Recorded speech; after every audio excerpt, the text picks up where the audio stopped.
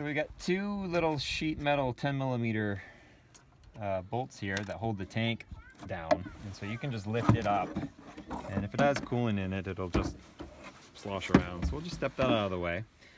The belt was nice enough to spray a greasy, rubbery liquid over everything, so everything is sticky. So before we wrap everything up, we'll squirt a little bit of cleaner on it. Hopefully that'll help stuff out here. So with that off, we get a lot more space now. And we need to take the alternator off. We don't actually have to disconnect it, we can just take it. So we've got this bolt up here, or this nut up here, and then we have these two bolts here to get out, and then we can set the alternator aside. I think that's a 14 or 15. 15, so we'll take that off next. So that's a 15 on that, and then I believe it is a 10 down towards the intake. There's a little metal bracket that comes out down here, and you don't have to remove this one. Just have to loosen it, and that lets us get it out of the way. Next we have these, which are now probably going to be a 13. No, they're 15 too, so that's convenient.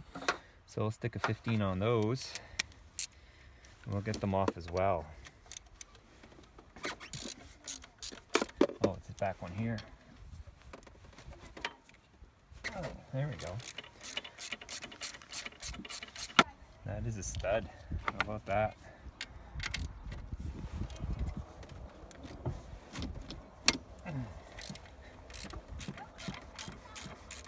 So there are 3 bolts that hold the alternator on, plus that little arm.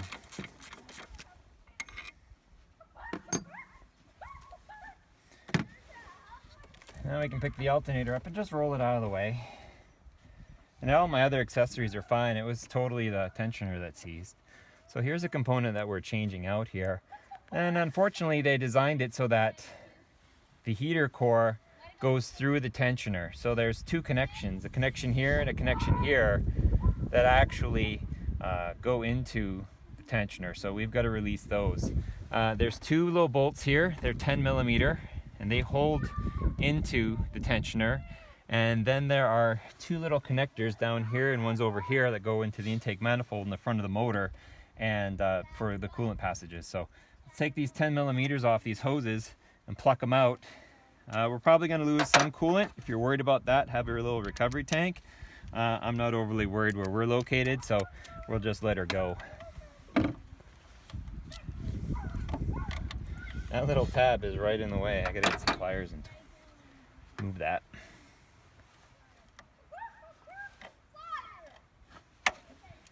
Just moving these clamps out of the way so I can... Oops.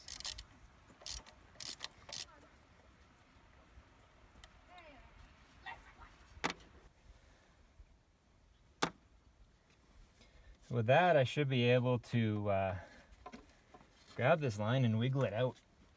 But it's been in there for a long time, so maybe it will, maybe it won't. We'll find out here quickly.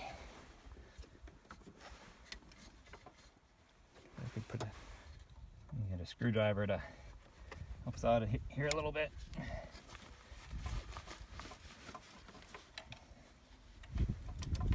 Boom. So there's that one. That looks in pretty crappy shape, but that's all right. There's an O-ring here. So we'll clean that up a little bit before we put it back. And that just goes to the heater core. This one will be tougher because the bracket's in the back.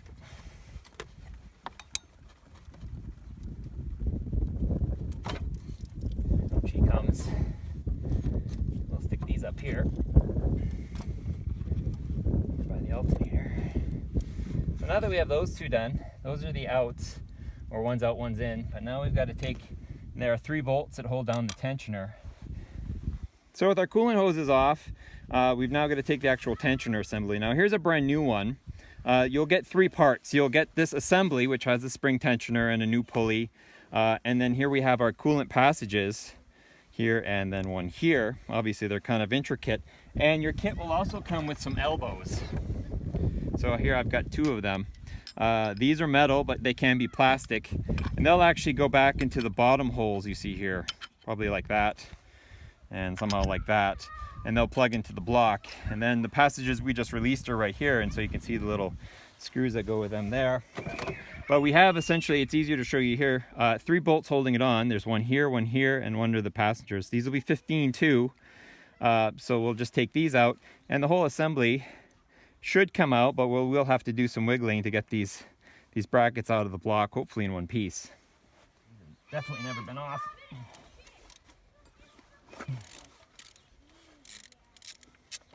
And really loose. Not loose, but not hard to turn.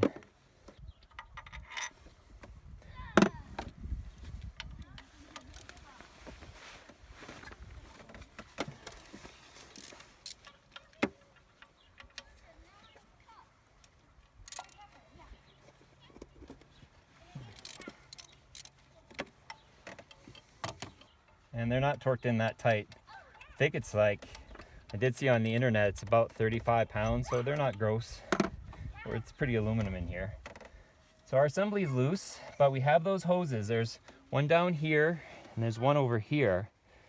But I have replacements for them. I just don't want them to get stuck in the block. So we'll wiggle mostly forward and out, I guess. And these are probably factory. There's all sorts of mouse stuff back there too. So that's fun. See if we can get this one out first. Oh, there's the bottom one. And it's dumping a whole bunch of coolant down.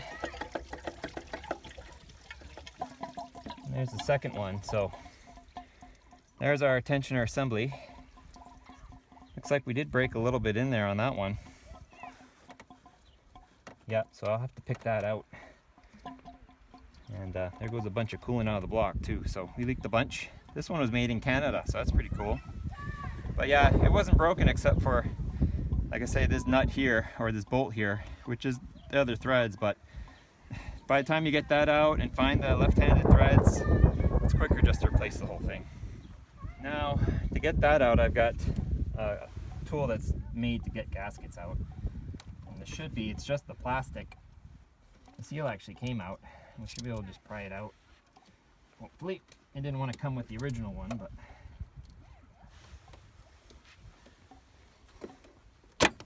there, it came out and hit the ground, but that's all right. So we're done with the deconstruction of the car.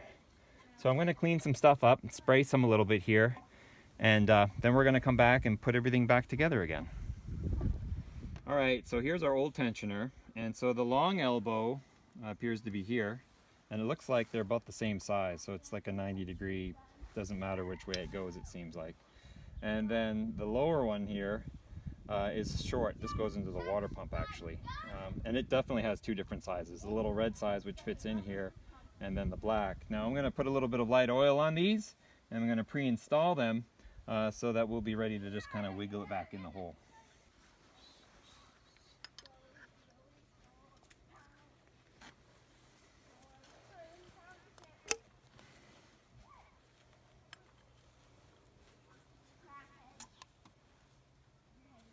So the game for this one is to try to get these hoses back in, or these little elbows in correctly.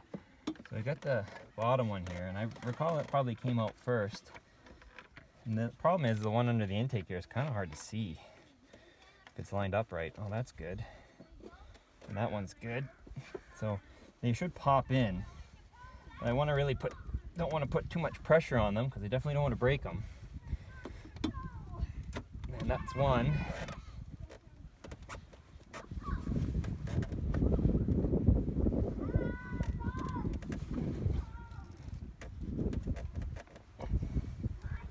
I recall this bottom one being a little rougher in the hole. It might not pop in as nice, but the bolts, when we put them in, we'll pull it in. So if we're good in that hole, and we are, manifold side, the intake manifold, then we can probably just power that girl in. So let me get some anti-seize, and we'll put these 3 bolts of the tensioner back in. So with the hoses now in, it's mostly holding itself up, but here's always the fight I have, is trying to get the bolt holes to line up so I can hand thread them in, because you don't want to torque anything out too crazy. You don't want to strip it, right? We are in aluminum land. So I do put anti-seize on them, but now I've got to kind of blindly find the position that this tensioner wants to be in so that my bolts will thread in easy and I can tie this thing down. So I couldn't quite get them hand started, but clearly they're good because they never were hard turning, but it's really hard to get that lined up and get these going. So all three of these, I think it's about 35 foot-pounds, which isn't very tight.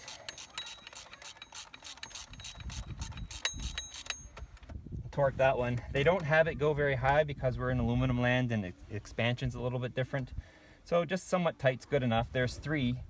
There's quite a bit of force on this belt, but either way, now we're good to go. So we got the bolts in. Next step up for us is to put these hoses back in after we clean them up a little bit.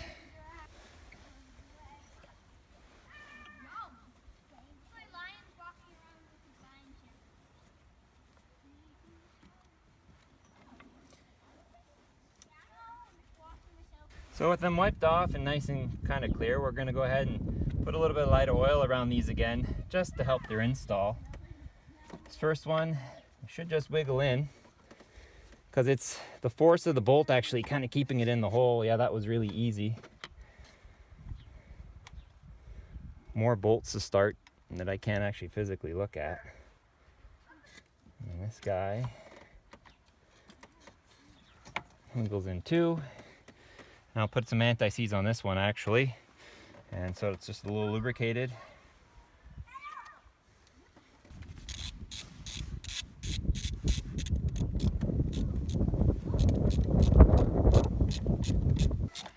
There it goes, and just snug. We're in aluminum, so don't wreck anything there. So our hoses are back in, mostly. We'll see how that goes. That feels loose, but it's got that ring to keep it sealed. This one's tight. We should tighten that a little more maybe. Shouldn't be that loose. It's as tight as that goes. So we'll have to keep an eye on that once the system comes up to pressure, because that seems loose. We might need to change this plastic fitting here. So we'll drop it back on. And it's pretty basic. Just the one bolt we took off with the stud. The short bolt goes up front. We're going to put anti-seize on all these too, because they're a little corroded. We don't want anything getting stuck or broken.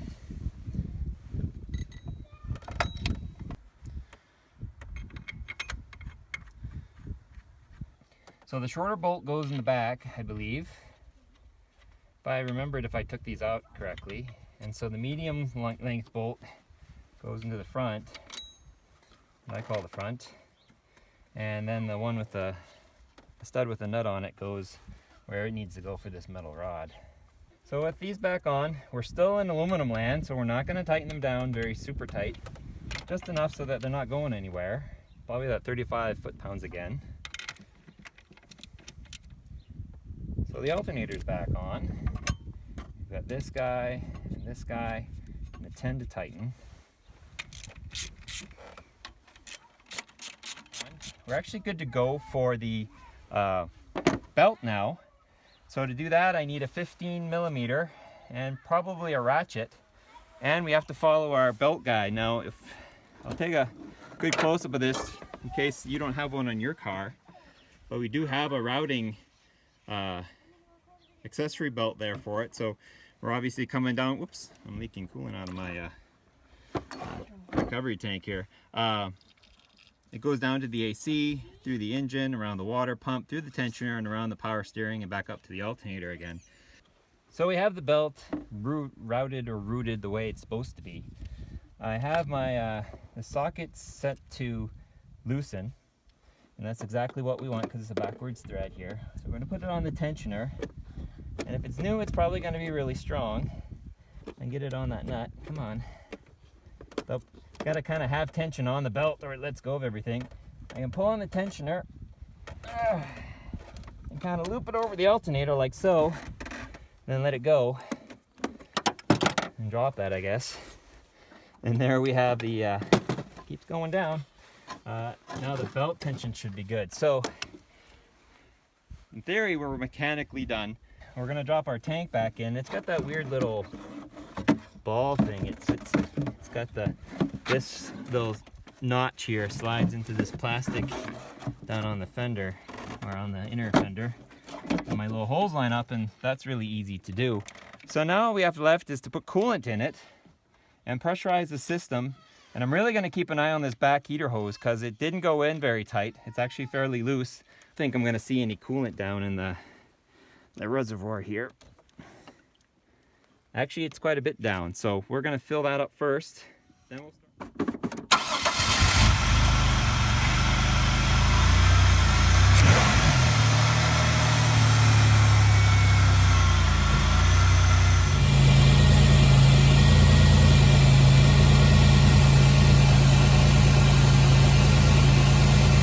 So we've done a test drive, and the system's up to pressure. It's up to temperature.